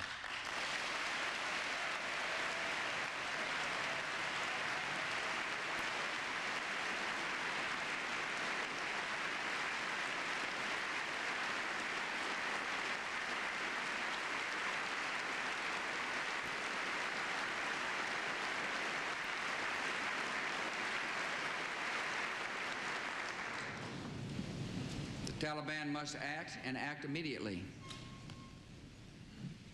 They will hand over the terrorists, or they will share in their fate. I also want to speak tonight directly to Muslims throughout the world. We respect your faith. It's practiced freely by many millions of Americans, and by millions more in countries that America counts as friends. Its teachings are good and peaceful, and those who commit evil in the name of Allah blaspheme the name of Allah. The terrorists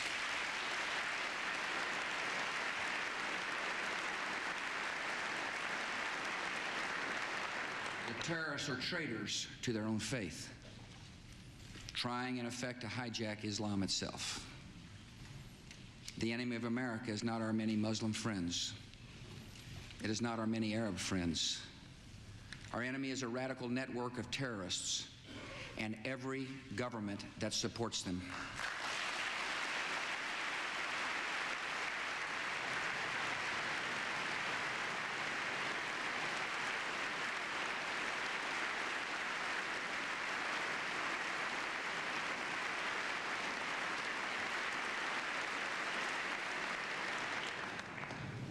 Our war on terror begins with Al-Qaeda, but it does not end there. It will not end until every terrorist group of global reach has been found, stopped, and defeated.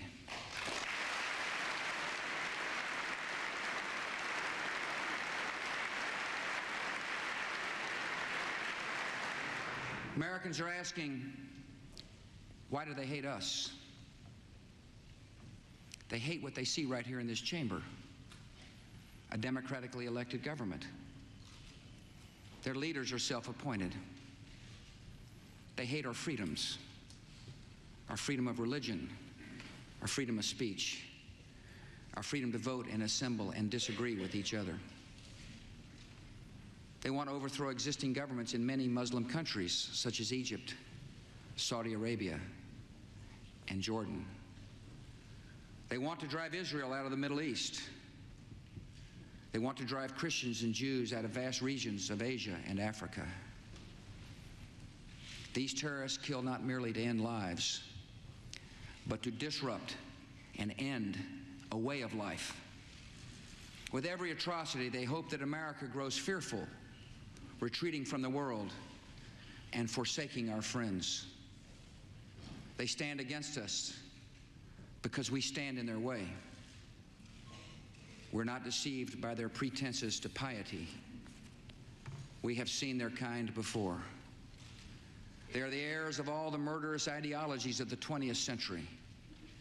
By sacrificing human life to serve their radical visions, by abandoning every value except the will to power, they follow in the path of fascism, Nazism, and totalitarianism. And they will follow that path all the way to where it ends, in history's unmarked grave of discarded lies.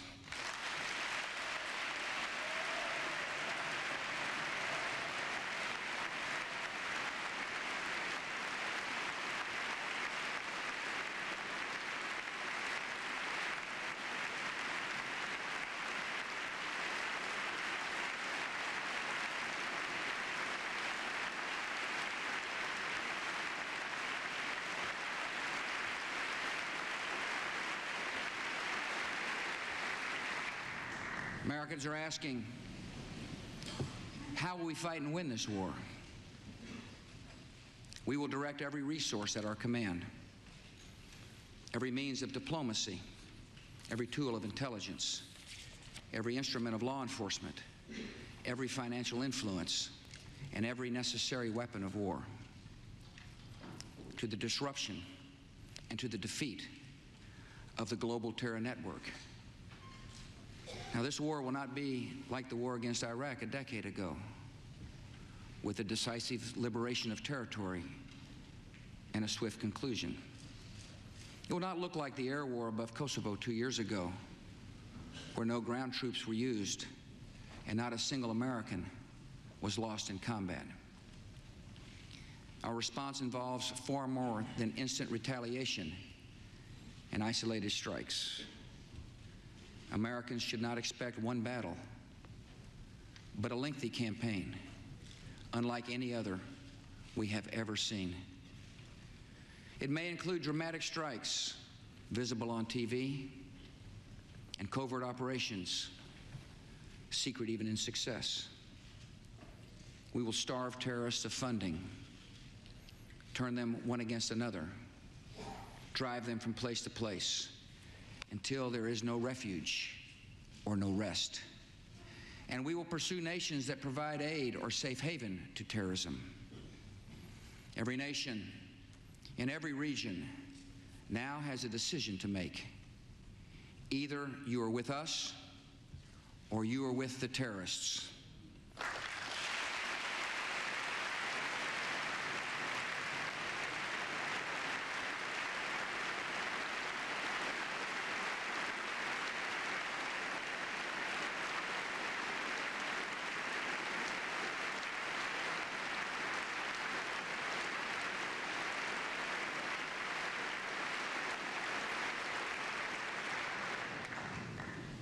From this day forward, any nation that continues to harbor or support terrorism will be regarded by the United States as a hostile regime.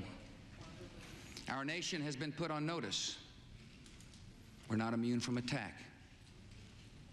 We will take defensive measures against terrorism to protect Americans. Today, dozens of federal departments and agencies, as well as state and local governments, have responsibilities affecting homeland security. These efforts must be coordinated at the highest level. So tonight I announced the creation of a cabinet-level position reporting directly to me, the Office of Homeland Security. And tonight I also announced a distinguished American to lead this effort to strengthen American security, a military veteran, an effective governor, a true patriot, a trusted friend, Pennsylvania's Tom Ridge.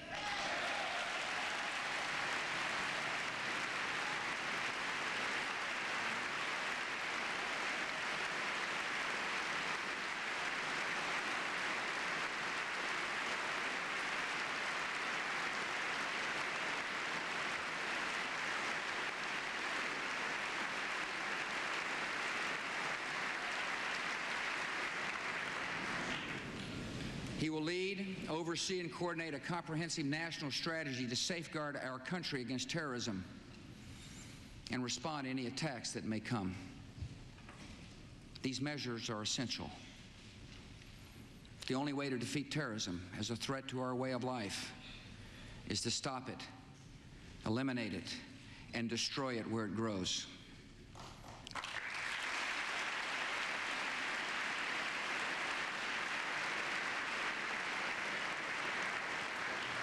Many will be involved in this effort, from FBI agents to intelligence operatives to the reservists we have called to active duty.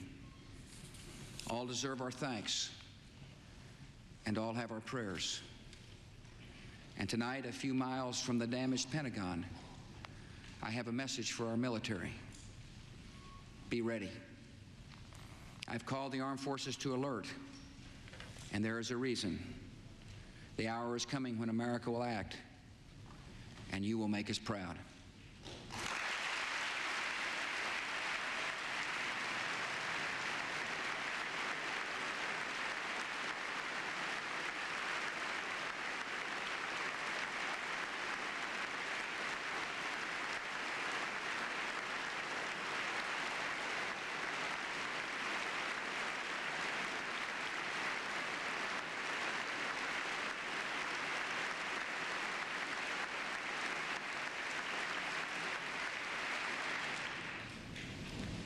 This is not, however, just America's fight. And what is at stake is not just America's freedom. This is the world's fight. This is civilization's fight. This is the fight of all who believe in progress and pluralism, tolerance and freedom. We ask every nation to join us. We will ask and we will need the help of police forces, intelligence service, and banking systems around the world. The United States is grateful that many nations and many international organizations have already responded with sympathy and with support. Nations from Latin America to Asia to Africa to Europe to the Islamic world. Perhaps the NATO Charter reflects best the attitude of the world. An attack on one is an attack on all. The civilized world is rallying to America's side. They understand that if this terror goes unpunished, their own cities, their own citizens may be next. Terror unanswered can not only bring down buildings, it can threaten the stability of legitimate governments. And you know what? We're not going to allow it.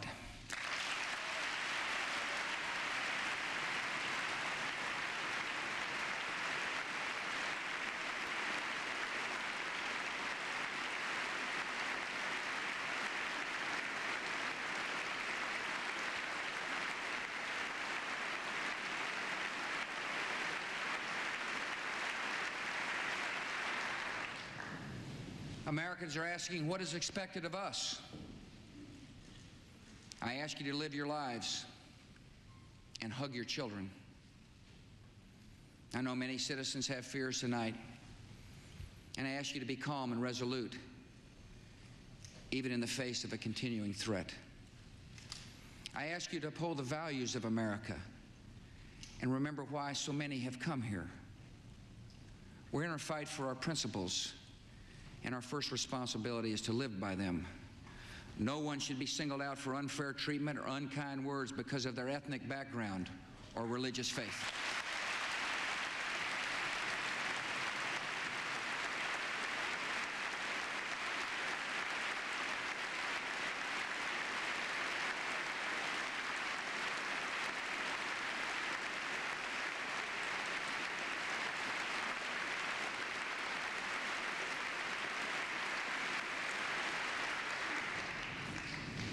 I ask you to continue to support the victims of this tragedy with your contributions. Those who want to give can go to a central source of information, libertyunites.org, to find the names of groups providing direct help in New York, Pennsylvania, and Virginia. The thousands of FBI agents who are now at work in this investigation may need your cooperation, and I ask you to give it. I ask for your patience with the delays and inconveniences that may accompany tighter security, and for your patience in what will be a long struggle. I ask your continued participation and confidence in the American economy. Terrorists attacked a symbol of American prosperity. They did not touch its source. America is successful because of the hard work and creativity and enterprise of our people. These were the true strengths of our economy before September 11th, and they are our strengths today.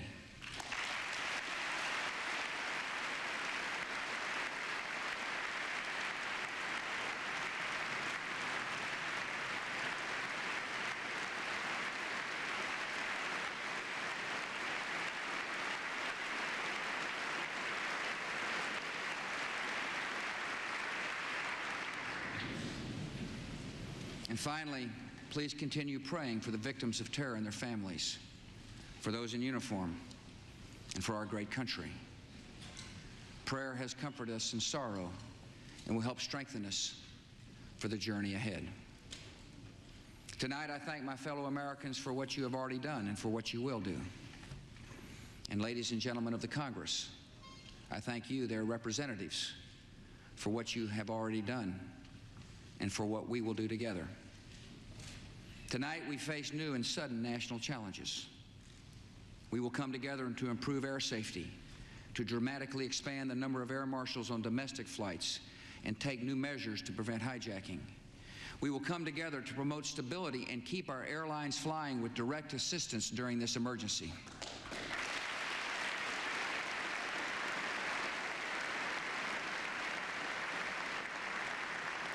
We will come together to give law enforcement the additional tools it needs to track down terror here at home.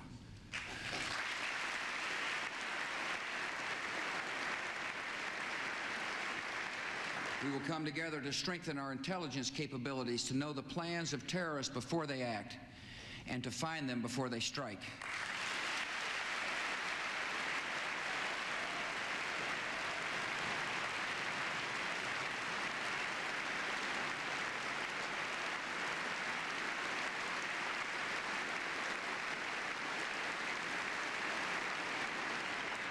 We will come together to take active steps that strengthen America's economy and put our people back to work. Tonight we welcome two leaders who embody the extraordinary spirit of all New Yorkers, Governor George Pataki and Mayor Rudolph Giuliani.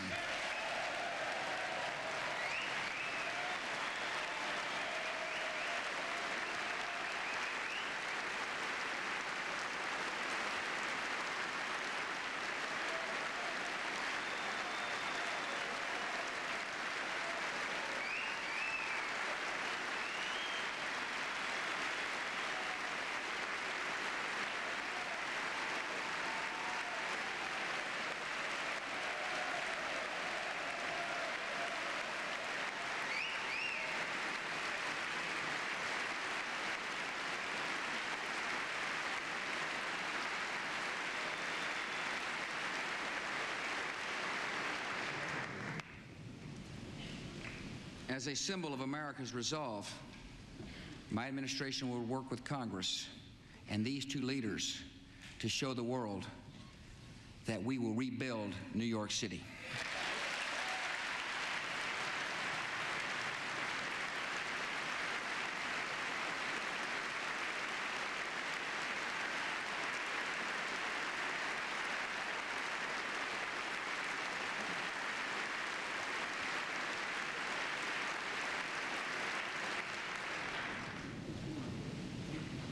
After all that has just passed, all the lives taken and all the possibilities and hopes that died with them, it is natural to wonder if America's future is one of fear. Some speak of an age of terror. I know there are struggles ahead and dangers to face. But this country will define our times, not be defined by them. As long as the United States of America is determined and strong, this will not be an age of terror. This will be an age of liberty here and across the world.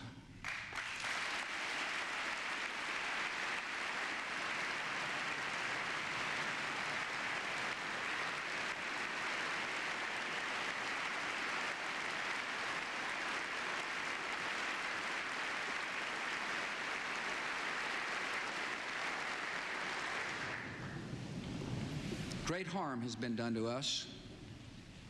We have suffered great loss. And in our grief and anger, we have found our mission and our moment. Freedom and fear are at war.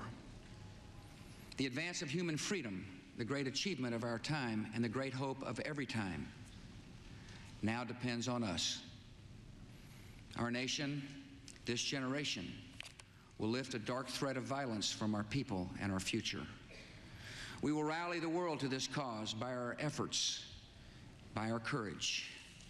We will not tire, we will not falter, and we will not fail.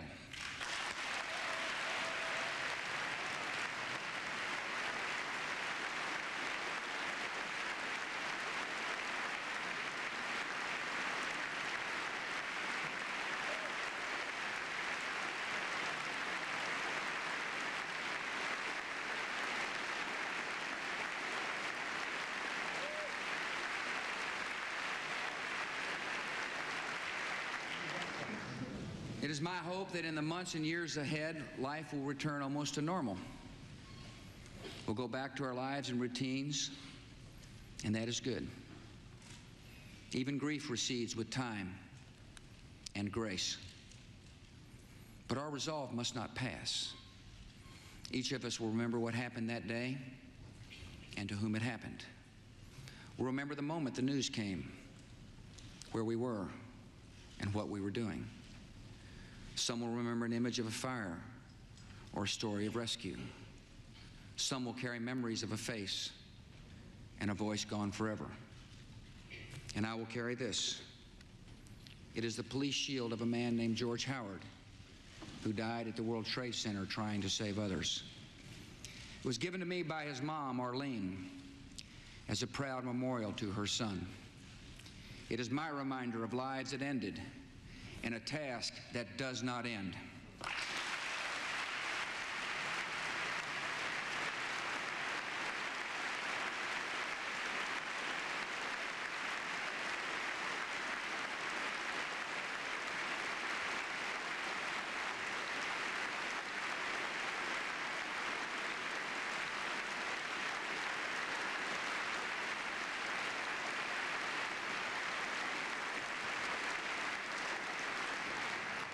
I will not forget the wound to our country and those who inflicted it.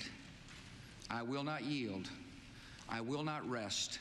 I will not relent in waging this struggle for freedom and security for the American people. The course of this conflict is not known, yet its outcome is certain. Freedom and fear, justice and cruelty have always been at war. And we know that God is not neutral between them. Fellow citizens,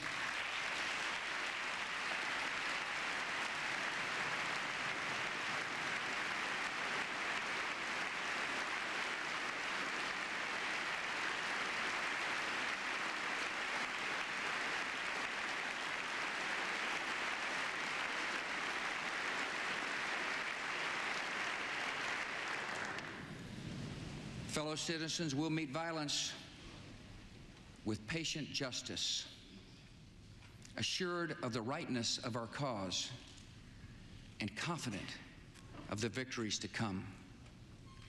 In all that lies before us, may God grant us wisdom, and may He watch over the United States of America. Thank you.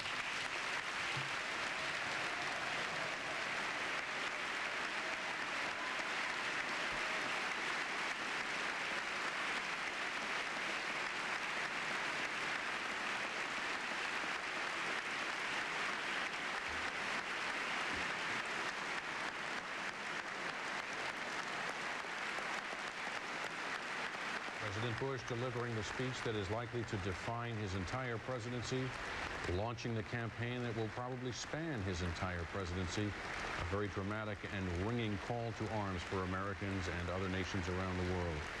Our senior political analyst, Bill Schneider, has been listening in with us. Bill, you've heard an awful lot of dramatic speeches and seen dramatic moments in times of great gravity for the nation. How would you assess this evening? Well, first of all, notice that he is hugging the majority leader, a Democrat of the United States Senate, Tom Daschle, in a clear display of bipartisanship. This was a stirring address, in my view, shorter than his father's speech when he announced the New World Order after Iraq invaded Kuwait, but very ringing in its emotion and in its commitment. The president said at one point, "We have found our mission and our moment. Freedom and fear are at war." And I couldn't help thinking, it is also true for this president. He has found his mission and his moment. Bill, Mr. Bush, near the beginning of his speech, began with a very forceful declaration and a reiteration, in fact, that this was, in fact, an act of war, despite the fact that Rumsfeld said earlier today, Defense Secretary Rumsfeld, that that may not be exactly the right term. What do you make of that?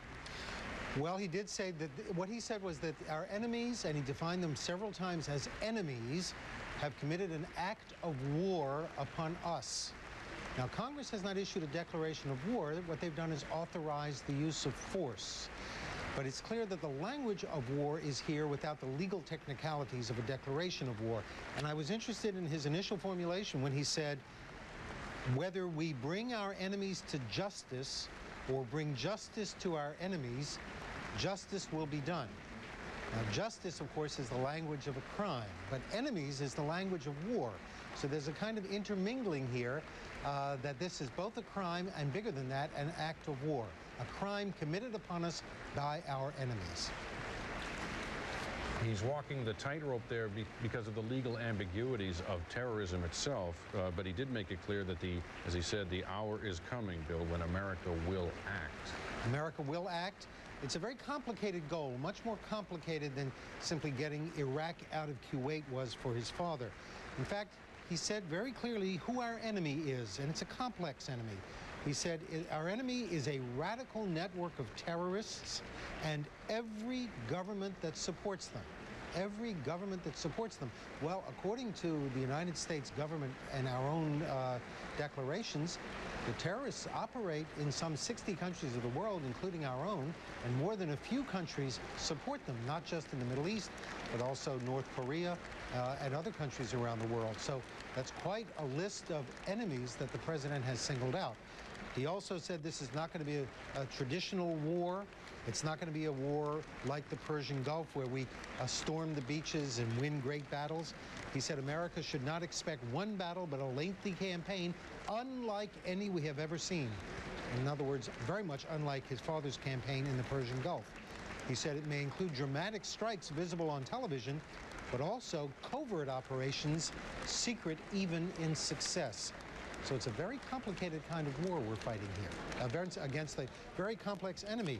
I mean, look what he said early in the speech. There are thousands of these terrorists in Al-Qaeda in more than 60 countries. Thousands of terrorists in more than 60 countries. Joint session, the two houses now dissolved. That part was very dramatic, Bill. Also a very well-crafted speech in the way he called our friends to our side and acknowledged those who've already come. In fact, singled out Prime Minister Tony Blair. And mentioned the citizens of 80 other nations who died with our own, and in effect bringing the world together in this campaign. That's right. He said this is a fight, not just duty. I recently received a touching letter that says a lot about the state of America. We ask a lot of them. He did draw the line very starkly at one point when he said, either you are with us or you are with the terrorists. Every country has to make that decision. That's the challenge he laid down for Pakistan, the country that borders